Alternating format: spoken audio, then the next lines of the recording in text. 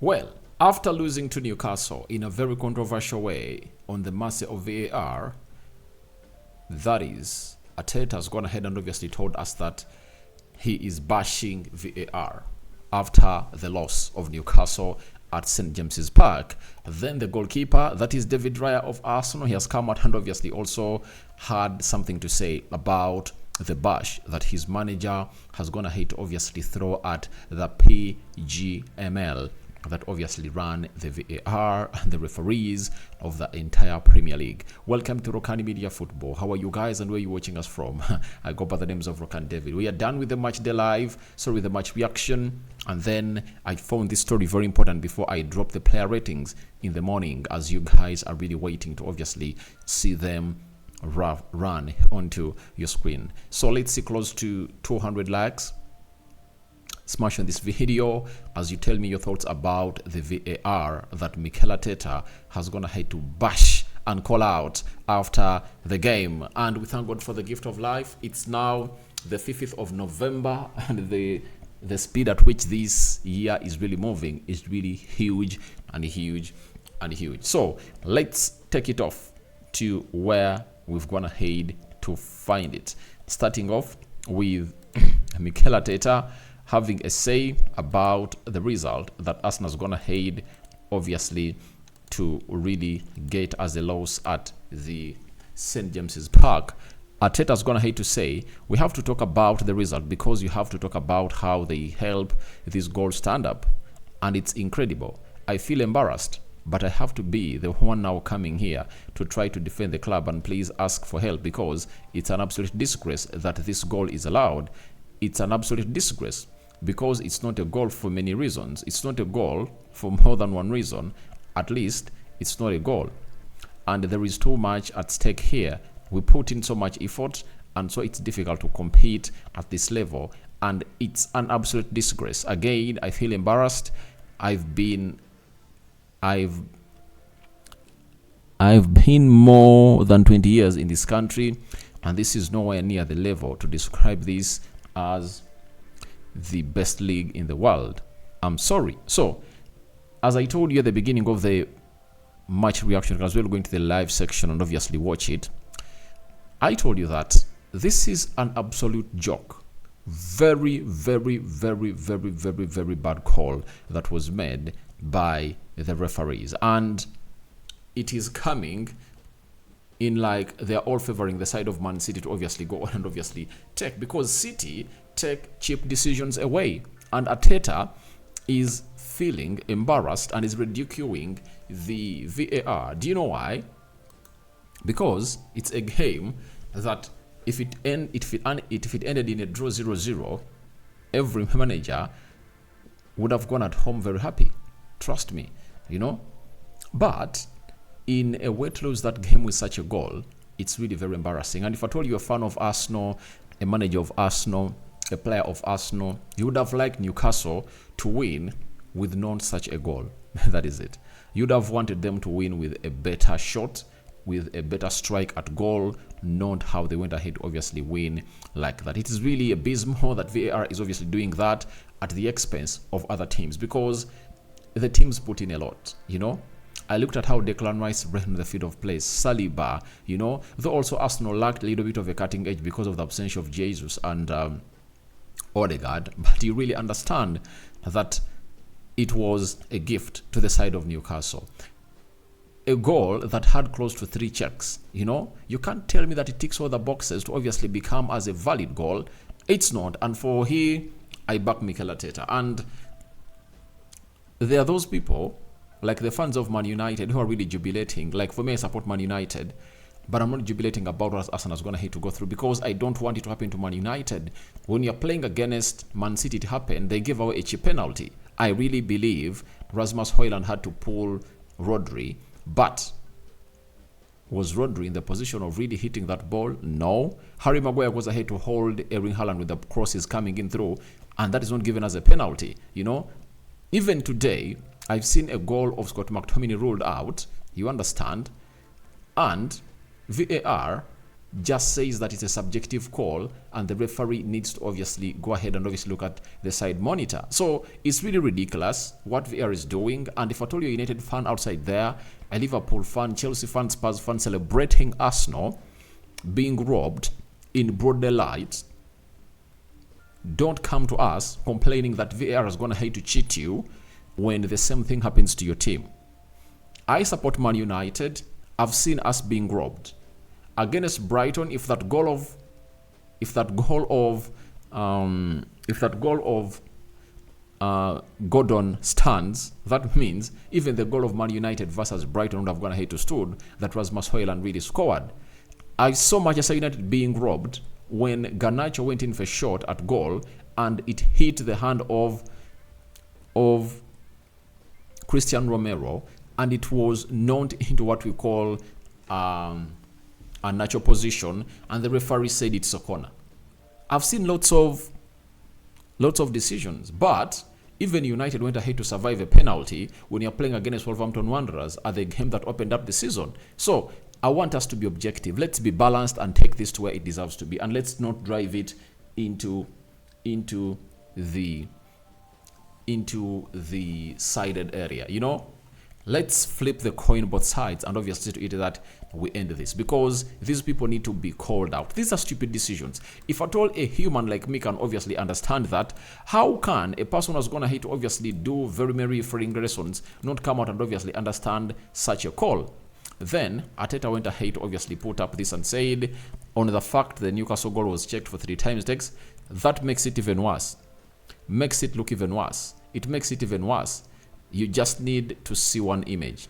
That's what you need. And you have any doubt, you look at the second one. And if this is a goal, okay, that's fine. I don't care, honestly. I don't care what they say.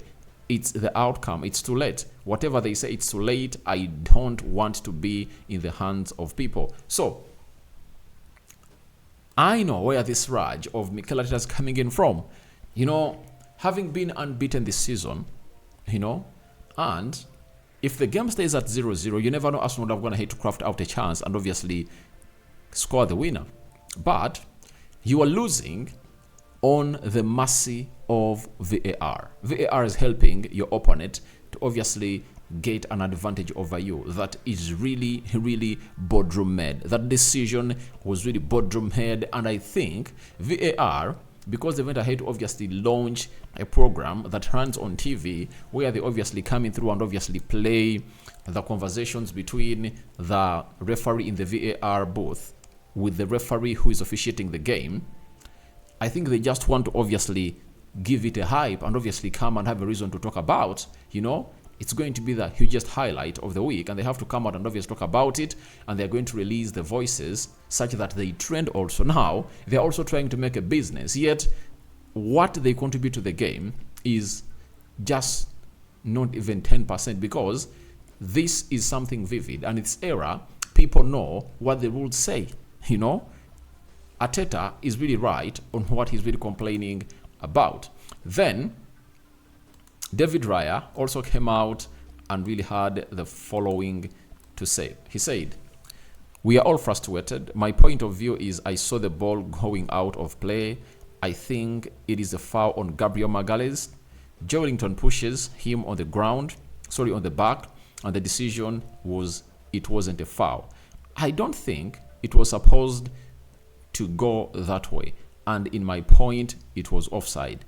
We are very, very disappointed. We competed very well today away from home, a very tough place to come. The way we played deserved a bit more than a loss. A draw would have been more fair. It was very even. Everyone in the dressing room is very frustrated and obviously hungry." They have to be hungry. As I told you, that if this game ended in a draw, I think it would have gone ahead to reflect exactly what took place on the field of play. But because this game is obviously lambashing around like that, and no person is coming in through to obviously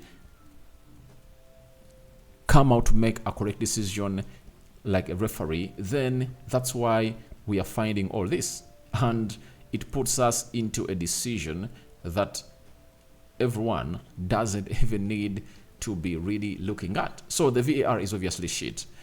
The offside, I think they might beat it because Joelinton is there. He's in line, and it's pretty confusing because when you have to consider the rule that for a player to be onside when the goalkeeper is out of the goal or when he's beyond the goalkeeper, they have to be two Arsenal players, and there was only one. So we are waiting to see how those explanations are going to be made up by the VAR and the PGML, who have gone ahead to obviously try to make this hell.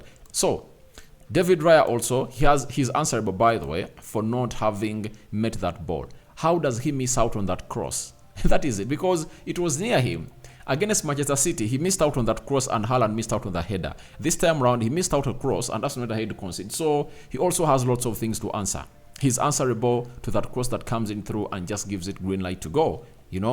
How does he miss out on that cross? Yet that cross was in his 6 yards box area. How does he miss out on it? We should also ask that question, and then we see what the answer is gonna be like.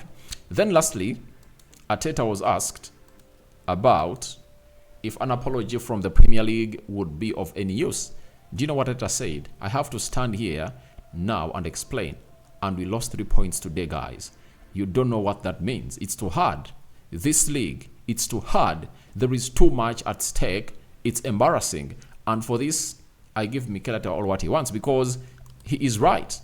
You can't come out here and lose 3 points like that, because you lose 3 points, Tottenham Hotspur win, you go to 5 points behind them. Man City is having 20. Man City is having 26. They're 3 points ahead of Arsenal, and you wouldn't like to be 3 points behind Manchester City at this juncture when Kevin De Bruyne is not yet back.